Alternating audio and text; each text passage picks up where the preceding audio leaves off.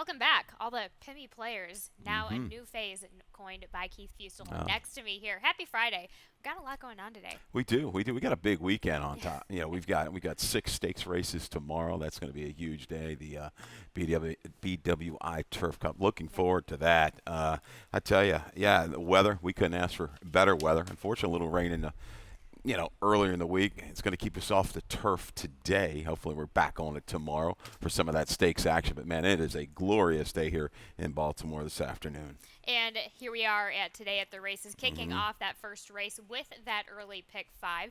And it does begin here in this maiden claiming 12-5, going 6 furlongs on the dirt for the 3, 4, and 5-year-old girls. Scratching the 1, Unfettered Diva.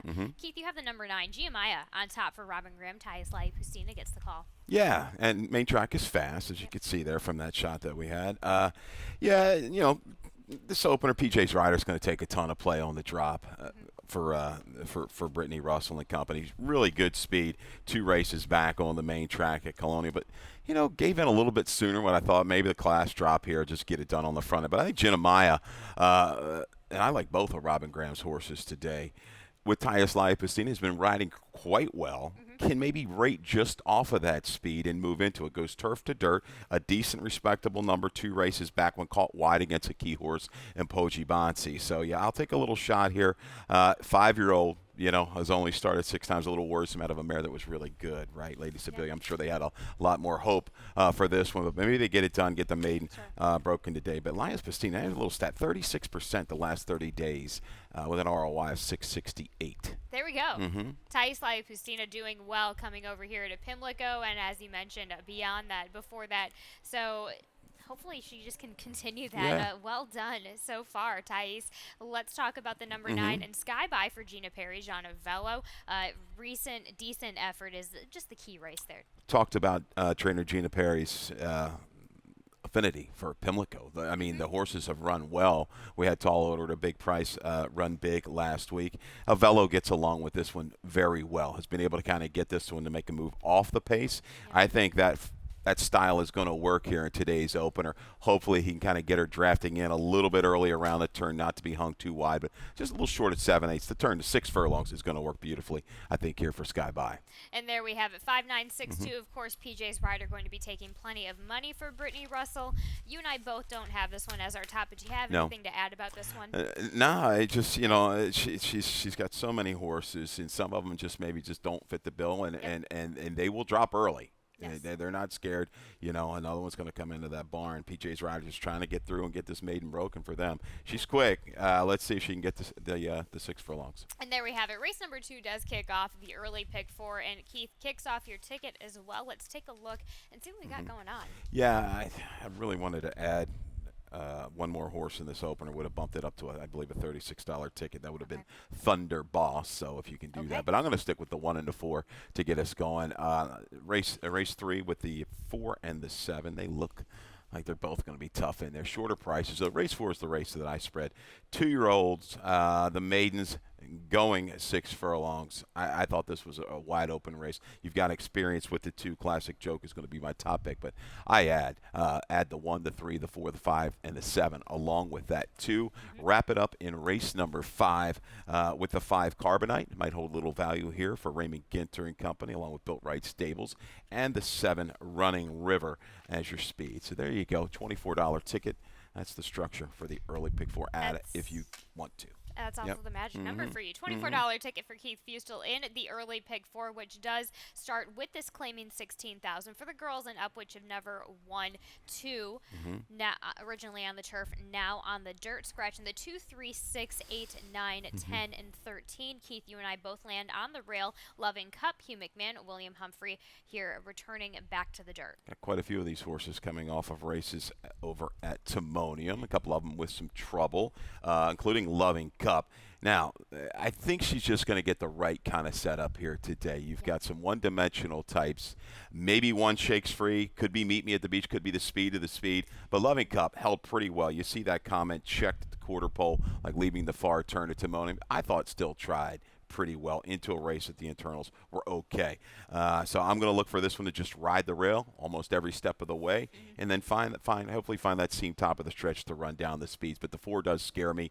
4 was caught outside going a half of a mile and just took a right-hand turn out of the gate before straightening and having to chase a really fast horse. And there you go. There's Poji Bonsi again. Wasn't going to be able to kind of make any real impact on her after that beginning. Right. But she's quick. Her main threat is Thunder Boss, who another one I thought kept on well off the jump up for Kieran. Now goes second off the claim for Kieran. It's always a deadly angle. So I go 1-4-7-5. See if Hugh McMahon had a big one where Stormy Chrome ran off the screen. Yep. There on Sunday. He Wow. did. Certainly, that was a good run from Storm and Chrome. Thais Life, Hustina, I think, was on that one as well, adding to her $6.86 ROI, I think it was. Yeah, huge. Yes. Yeah, huge. There we have it. Race number 3, that second leg, is a claiming 5,000. For the girls 3 and up, going 6 furlongs on the dirt.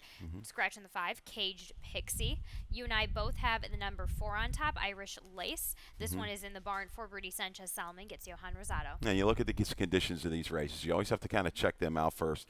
Non-winners are raced since March 15th, or which have never won 4. So has won 3, but has won 2 of the last 3. So a horse that's got winning form. Some of these horses, it's been a while since they've seen the winner's circle. So I like that angle. I think positional speed, a good effort, gutted it out last time at Delaware at the same distance. So back on a fast track today. I think we'll draft up into a good stalking position. I don't think, she's quite as quick as a couple of these other horses in here, but man, I think she'll be able to save ground and have aim turning for home. I agree. She doesn't need to be. So there we have it. 4-7-6-3. You have the number 7. Some is 9 for Mario Saray Jr. Grant Whitaker also wanted to do well at his home track in Pimlico, 18% so far. But this filly looks like your top speed here today, Keith. Yeah, broke slow, rushed up, cleared, and ran really, really game. Viking Queen was like 1-9 at Timonium that day, and this one gave her everything she could handle all the way to the wire. Tough little beat there. Needs to break a little bit better, but that draw works. Flat discount just to the inside, I think, will be forward as well. I think this one comes out of a tougher race at Timonium, so a little bit of an edge here, I think, against some of the competition she's been facing. So I think she'll be prompting, maybe go clear. This is the one I think my horse is going to have to run down late. 4-7-6-3. Video on the 3. Need a marker. A little worrisome though. Off the claim is a drop in half for Linda Albert, but definitely an excuse. Comes out against a race, Illusion of Hope, a way to return. Some horses that have come back to run well. Turning for home, looked loaded, and gets up here to the inside and just lacks some room. Just doesn't quite fire through a bit of a tight spot in mid-stretch. You saw that little hesitation. We'll see. She's had some issues sometimes from the gate. See if they rear their ugly head again, but maybe an underneath here for Nita Marker. Here's the thing. Linda has been doing well. She's been hitting at 20% in these last 365 days, and while you are a bit concerned about it, I think she's been making a lot of smart decisions that account to that 20% in this last year. So there we have it. 4-7-6-3-4 Keith Fustel. Race number 4 is a maiden special weight. 6 furlongs on the dirt for the straight 2-year-olds here. Keith, you have the number 2 on top. Classic Joke. Let's take a look at that effort from Classic Joke. Of course, it also starts the Rainbow Pick 6, and I have a $21.60 ticket just with kind of, it was originally a $38 ticket, but then I watered it down with a couple of these scratches. Most notably, the single is on the number 5 in race number 8. That I have that a little bit of faith in Iowa, and we'll get to that race in just a bit. But returning back to Pimlico does okay at Pimlico. But overall, $21.60. Let's get back to Classic Joke for Ricky Silliman. Forrest Boyce gets the call on this one. This one looking for a little bit, just a better trip. Yeah, if we want to show the video, there you go, from Colonial Downs, race 4 on August the 25th for Ricky Silliman. Off a little bit slow and ran into a doozy here. This Patriot saying, you watch this race this winter, mark it down. I think there's a bright future in store for Patriot Spirit. But I thought Classic Joke ran pretty well. Took to some early rating, was rated a little bit further back as those leaders went on. Made some gain into the stretch to loom a factor. I thought, hey, maybe he's going to go ahead and kick on by. He just didn't quite have enough, but he tried every step of the way, and those were 2 good horses in front of him. You're looking even at the second place finisher. Linzer was a close-up second to Nutella Fella, now a Grade 1 winner up in New York. So has the experience here, took a lot of play-in debut. I think coming right back here, shortening up a furlong with Forrest Boyce. Again, a little bit better break. I know this horse can bring a finish against this group. Now, maybe one of these firsters jump up and just run huge, and that's what you got to worry about.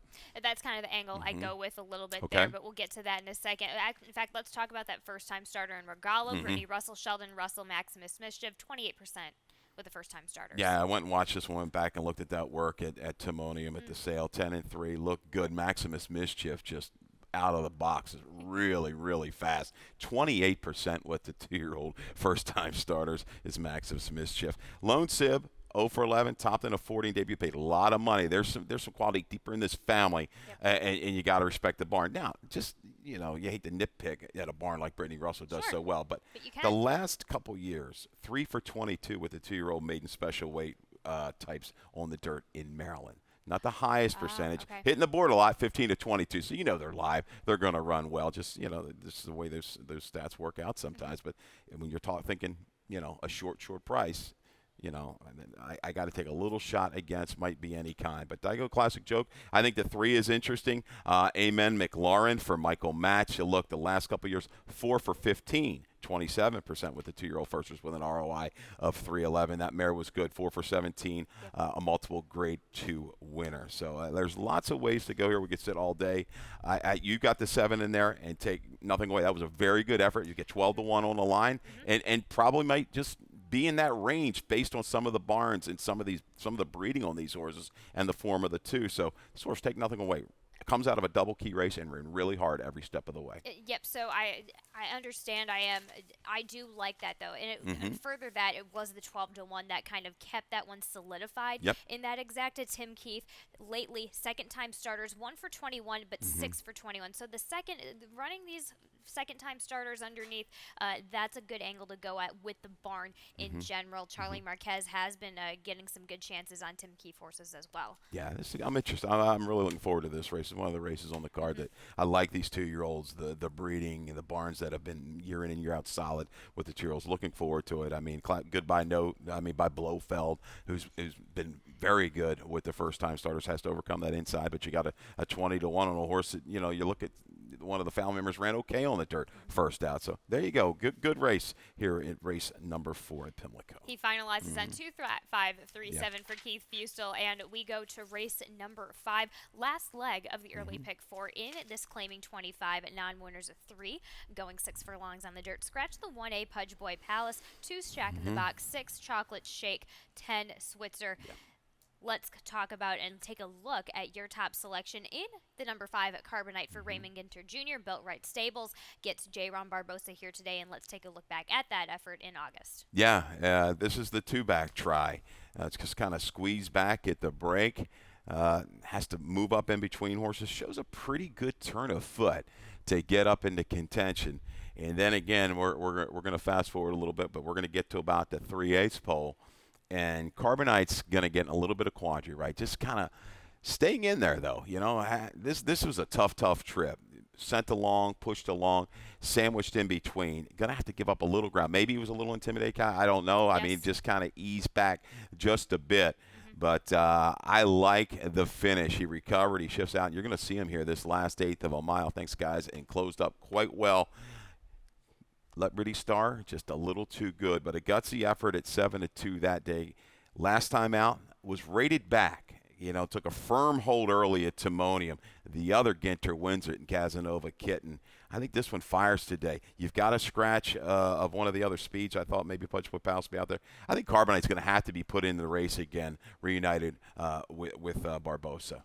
And on top, just taking a look at that take back as well, Barbosa just didn't have it. He was intimidated, didn't have enough horse. Yeah. Otherwise, they really would have had to punch that horse through. So 5-7-3-1. You also go with Running River, John Salzman Jr., Rodriguez. Really interesting horse here. Yeah, it's a tough race. It's a top of road head scratcher. This was a difficult race for me. I'm trying to visualize, as I always do, how these races are going to develop. Now with Pudge Boy Palace out, you're looking at this race. Running River is quick. He's real quick, and this is the right kind of feel for him. I think he's going to get a chance to clear off, maybe get a chance to relax. I think you're going to see an improved effort, stays around longer with J-Rod for Salzman Jr. This guy's pretty fast. And then you just wrap things up with Abuelo Paps underneath, as well as Ampersand. But again, two other interesting horses. But Abuelo Paps has been kind of just laying things on pretty tough ever since returning back to races. Yeah, he's just kind of a trier, a little bit of a hard luck horse, but he's got Brasino back. He's inside again. I think this horse brings enough of a finish, maybe not to win it, to hit the board. It's going to be tough to leave out an exacta try in Superfecta for me. Is Abuelo Paps. I'm going to spread around with the 5 and 7. Hopefully they hold some value. They're going to come down here with some of these scratches. Ampersand, working, looks to be fairly forward, but you see all those comments: dwelt, off slow, dwelt. Do they have those gate issues resolved? Because if they do, this horse he can run over the top of this group if he breaks and gets within range around the turn. Absolutely. Spreaderama for Keith Fustel. Yeah. He goes 5-7-3-1 in that last leg of Keith's early pick 4, and we will be right back after this commercial break to talk about the rest of Friday's card. And they're off.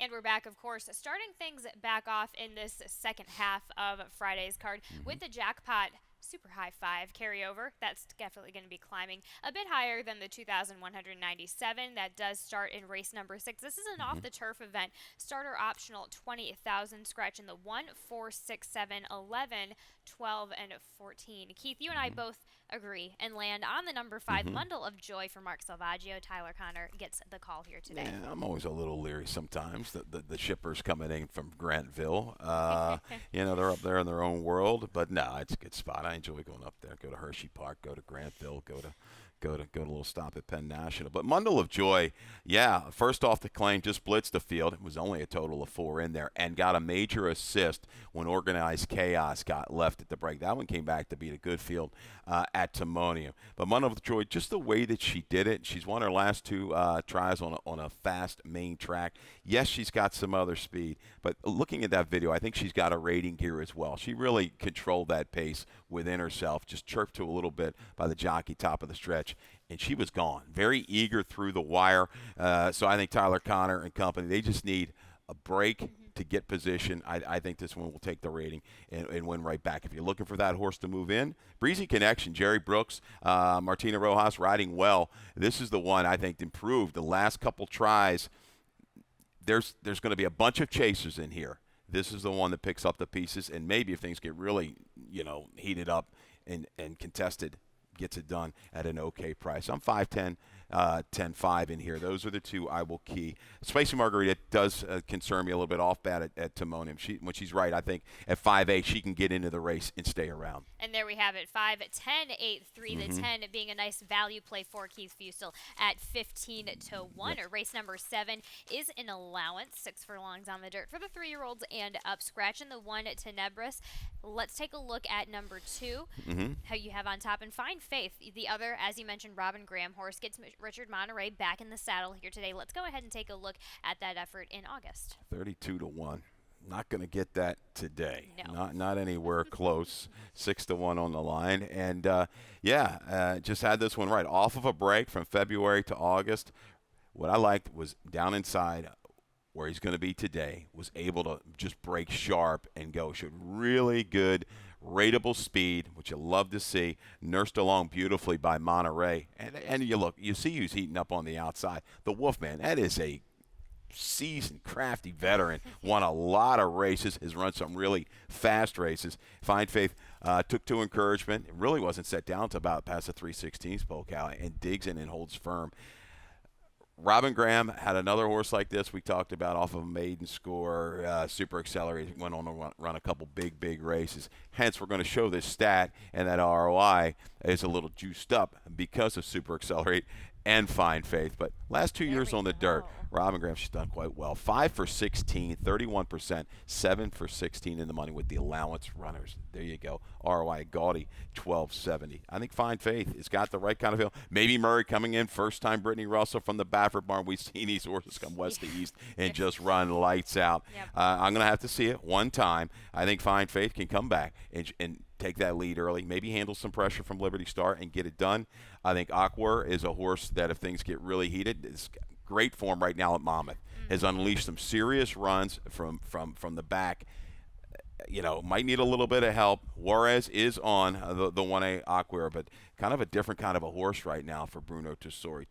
1A5, I like the way Brother Conway is running right now for Kieran McGee. A good trip, was down inside, did a bid between, was very game to the wire, Timonium. I think it's going to translate over to here. I think this horse is going up and up and up for the McGee barn. And there we have it, 2-1-8-5-7 for Keith Fusel there in race number 7. Race number 8 is an allowance optional claiming 55. A mile and 16th on the dirt. Scratch in the number 6, Awfully Cool. Keith, you have the number 2. 2 seems to be your number of the day a Looks little like bit it, today. doesn't it? Yeah. Let's take a All look right. at Everett's song for Hugh McMahon, William Humphrey from that effort back.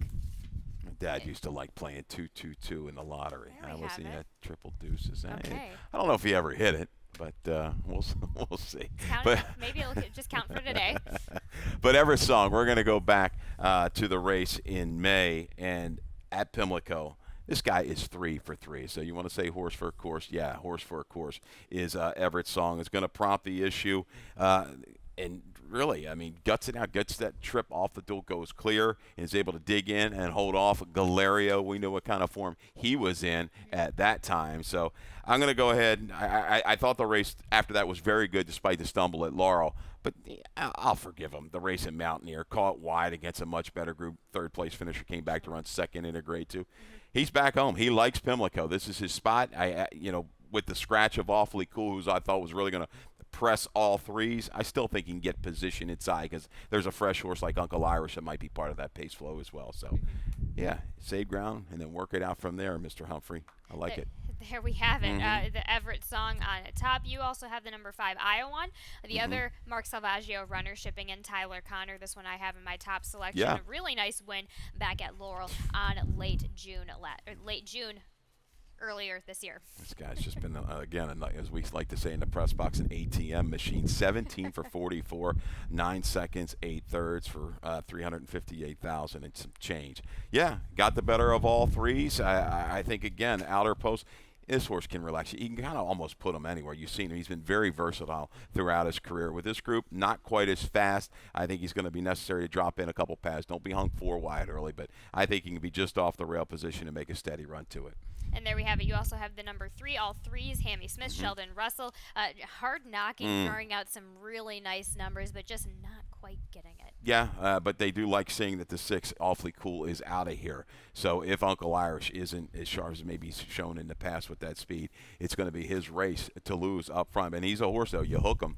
You're not just going to get right by him, it doesn't look like. He's gonna battle you with tooth and nail, and he'll be around a long way in here. And there we have it, 2-5-3-1 in race number 8 for Keith Fusel. Race number 9, our nightcap of Friday evening, is a claiming 40 for the three-year-old girls and up, a mile and an eighth on the dirt. This is originally on the turf. Scratch in the number 1, 2, 3, 4, 7, and 10. You have the number 11 on top. This is Cumberland Falls, Sweezy Barbosa. Back on the dirt, might make a little bit of a pace presence here. A tough race tonight, even with the scratches. This is not an easy race. I think a lot of money is going to come in on Mrs. Maisel, Horacio De Paz, and rightly so. Figures are good off a little freshening, and we know that barn hits it a high percentage off of this type of a layoff. So she's going to be out there. I think she'll be forward. Is she as quick as Cumberland Falls? We're going to find out. I'm going to take the edge and hope that Barbosa can kind of go ahead and go. Comes out of a race where the internals were 21-4, 44-4. Just a little bit of a fade there at Monmouth. But you go back, has won it 2 turns before on a wet, fast surface. Let's hope she can get the jump and hold off anybody who wants to come and get her. And then you go with Mrs. Maisel, as you said, for DePaz, Rodriguez, Philly coming back off of a little break into a nice form. Yeah, I mean, Paris, Kentucky, keying up against the right kind. She's a Rolling Stone. It gets in those races. The finish, I mean, she's going to have to bring a little bit more. I mean, maybe she just catches the right group so you can eke it out late. But I think she's going to be a very, very, very short price in here. Brooklyn Girl gets to walk out of the stall, right here at Pimlico. Got it done last time against the next out winner. And there we have it, 11, 8, 6, 9 for Keith Fustel. Now let's head on over to lightning round to talk a bit about those picks. And Keith, let's start with, believe we're starting off with your best bet in race number 5, the number 5 in Carbonite. That's your value play. They got you again. Got me. They got you. No. Yeah, Carbonite. We showed that video. Horrific trip 2 races back. And I was a little surprised at the ride. Off a little tight there at Timoni, but then just took a good rating hold and got too far out of it. The race was over, was trying to make up ground inside, just couldn't. Back with Barbosa today, I think you'll see this one get sent into the race. So, yes, there's a little bit faster horse to its outside, but I think this horse can stalk and move into it.